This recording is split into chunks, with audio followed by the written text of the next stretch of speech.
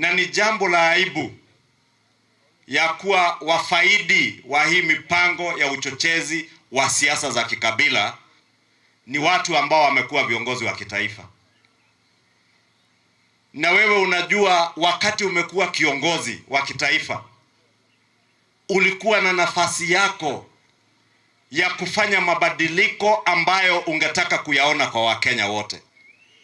Lakini ulitumia nafasi yako ukiwa kiongozi kujinufaisha wewe, familia yako na kujitajirisha bila kujali maisha ya Wakenya. Sasa ndio unajifanya sasa wewe umekuwa mwerevu sana, umekuwa mjuaji, wewe ndio wa kuelekeza vijana, kuchochea vijana, piganeni, mpiganie sisi haki yetu. Wakati ulikuwa naua vijana, haukujua hao vijana wako na haki.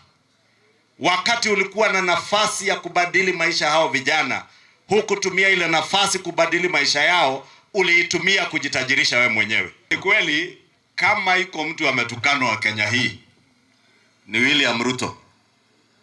Kweli si kweli?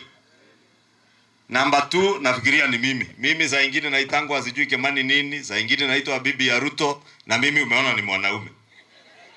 Lakini naambia munitukane, muniite nini ama nini, bora tufanye ile kazi tuliahidi wananchi wa Kenya ya maendeleo, ili maisha ya mwananchi wa kawaida ibadilike. Matusi haitasitisha maendeleo. Matusi haitasitisha ile mipango ya maendeleo ambayo tulikuja wakauawa kwa unyama. Mili yao ikatupwa kwa River Yala. Mili ya watu wa hapa West Pokot, Marakwet, Samburu ilikuwa inatolewa kwa River Yala kama samaki, na ni mili ya binadamu.